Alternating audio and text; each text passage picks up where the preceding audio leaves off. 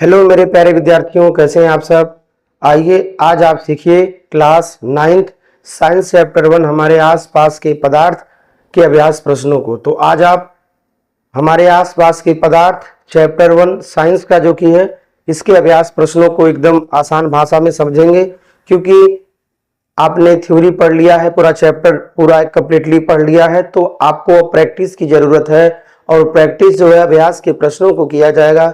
कुछ एक्स्ट्रा प्रश्नों को मैं लेकर आया हूं ताकि आपका जो नॉलेज है, पढ़ा हुआ जो ज्ञान है वो जो है सार्थक हो सके और आप बढ़िया से प्रश्नों को हल कर सकें। ठीक है, तो आइए अब हम बिना टाइम वेस्ट किए आपका क्लास शुरू करते हैं। विज्ञान अध्याय 1 हमारे आसपास के पदार्थ। ठीक है, इससे संबंधित आपका अभ्यास प्रश्न है जो कि एनसीईआरटी बुक से रिलेटेड है। तो आइए सबसे पहला प्रश्न लेते हैं। निम्नलिखित तापमानों को सेल्सियस इकाई में बदलिए। तो तापमान यदि केल्विन पैमाने पे दिया है तो सेल्सियस पैमाने पे लाने के लिए, ठीक है, केल्विन पैमाने के ताप में से 273 घटा लेते हैं, क्योंकि केल्विन पैमाने पर ताप निकालना होता है।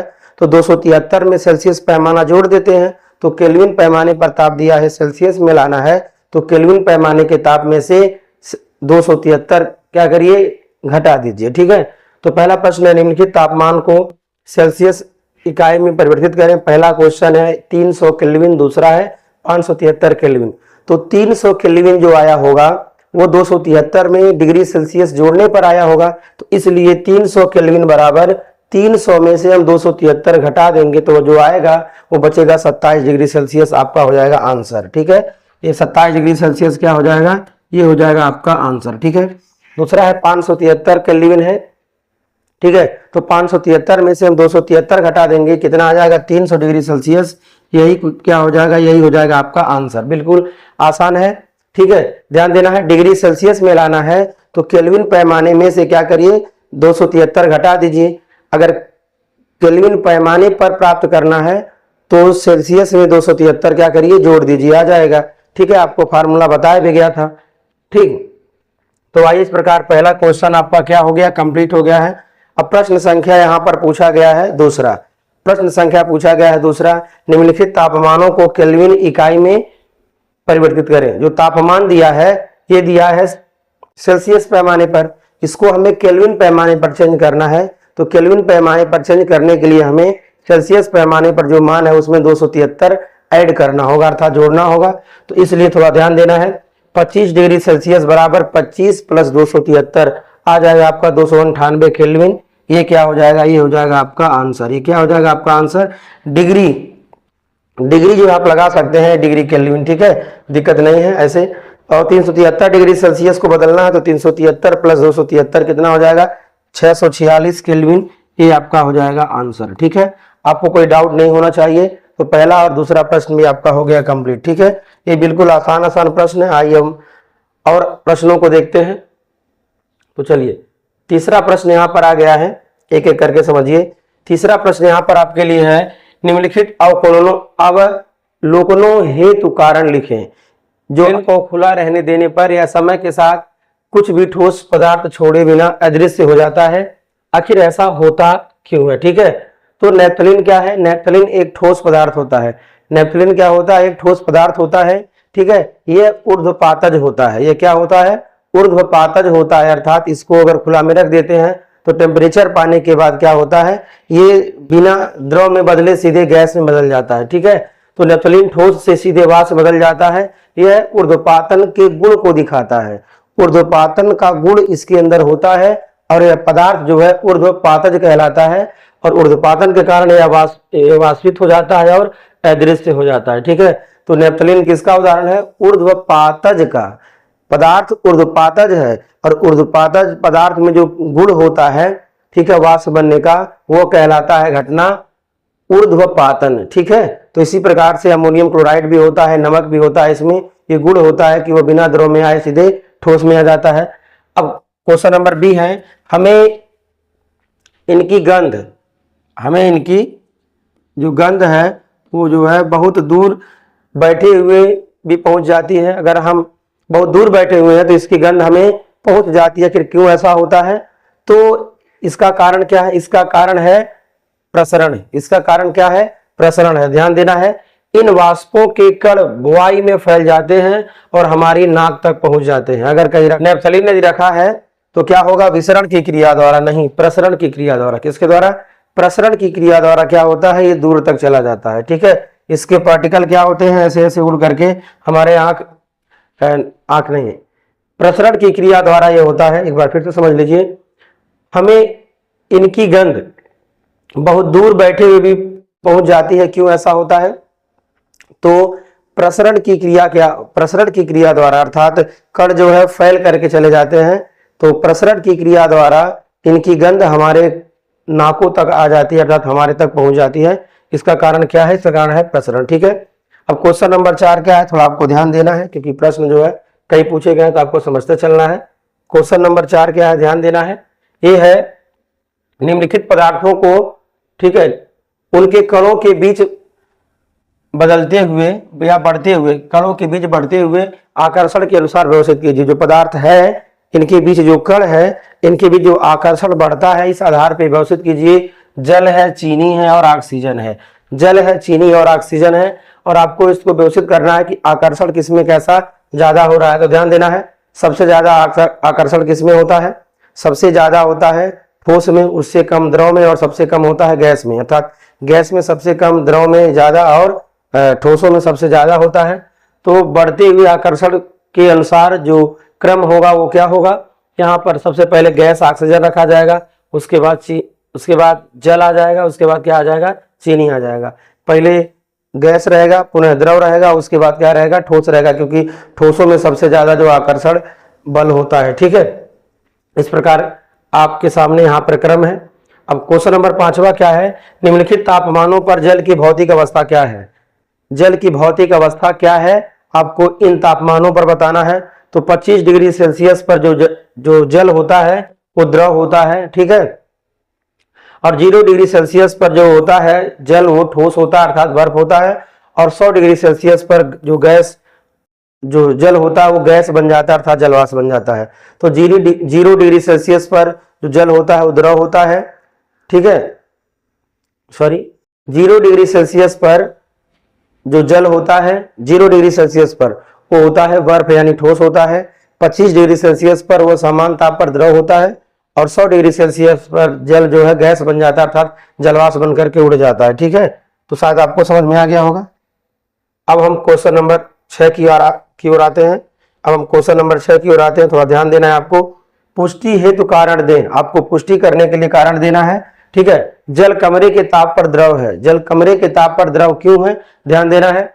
तो जल कमरे के ताप पर द्रव है क्योंकि द्रव क्या होता है, द्रव का आकार जो है वो अनिश्चित होता है। जिस बर्तन में रखा जाता है वो उसी का आकार ग्रहण कर लेता है। तो कमरे के ताप अर्थात लगभग 25 डिग्री सेल्सियस, कमरे का ताप नियर अबाउट 25 डिग्री सेल्सियस माना जाता है। तो कमरे के ताप पर जल के कण एक दूसरे के निकट होते हैं। कमरे के ताप पर जल के कण एक दूसरे के निकट होते हैं, पर स्वतंत्र रूप से जो है फिसल सकते हैं, इसलिए यह द्रव अवस्था में होता है। अर्थात फिसल सकते हैं का मतलब हुआ कि उसका आकार निश्चित नहीं होता है। तो 25 डिग्री सेल्सियस पर जल के कणों का आकार जो है निश्चित नहीं होता है। ठीक है, वो अपनी संरचना को बदल सकते हैं, इसलिए 25 डिग्री सेल्सियस पर जो जल होता है वो क्या होता है, द्रव अवस्था में होता है, द्रव होता है। क्वेश्चन नंबर बी है, लोहे की अलमारी कमरे के ताप पर ठोस है।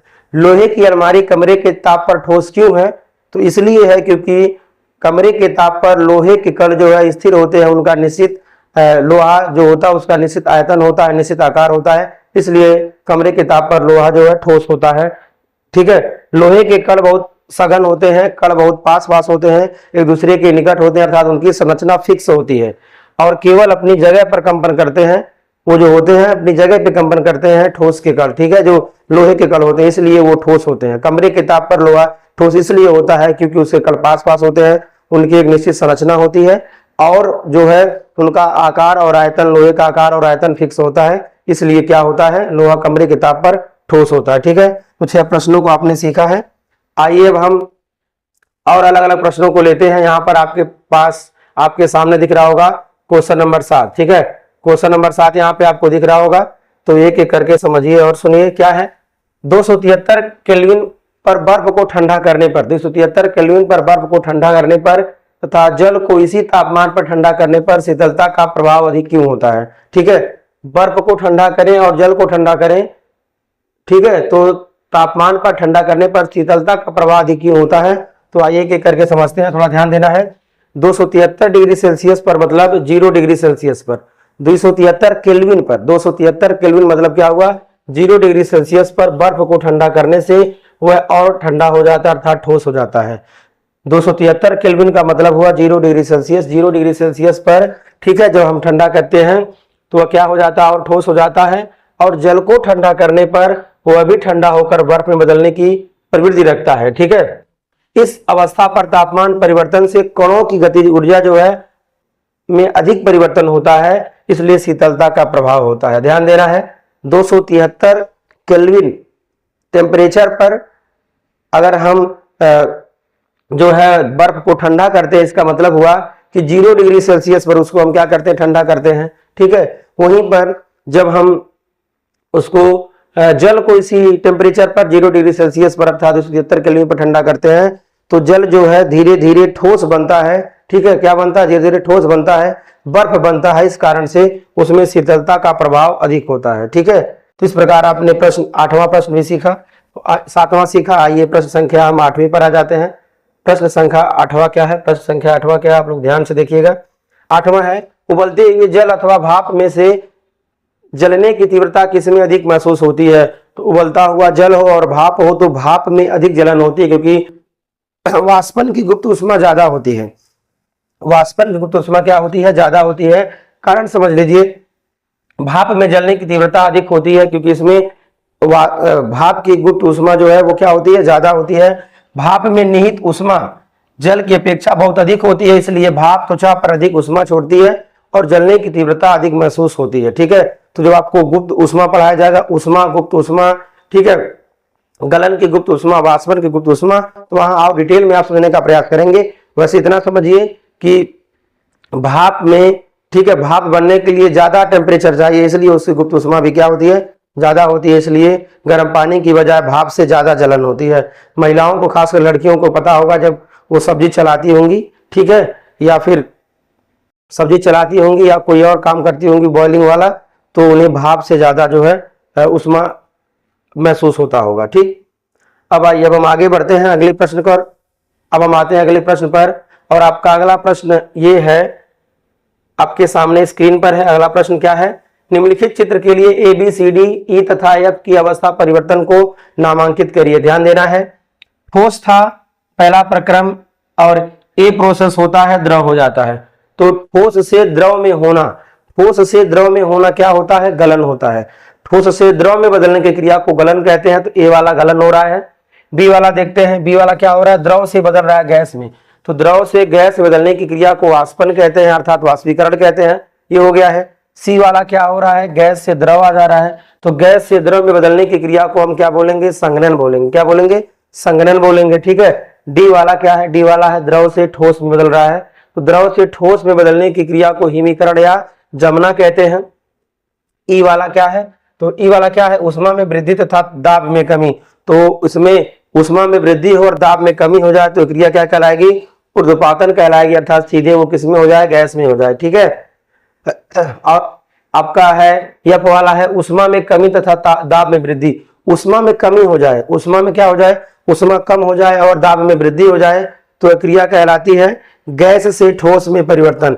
गैस से सीधे ठोस में परिवर्तन कहलाती है और इसको डिपोजिशन कहते हैं। क्या बोलेंगे? डिपोजिशन। इसका नाम थोड़ा आपके लिए नया होगा, इसका नाम क्या है?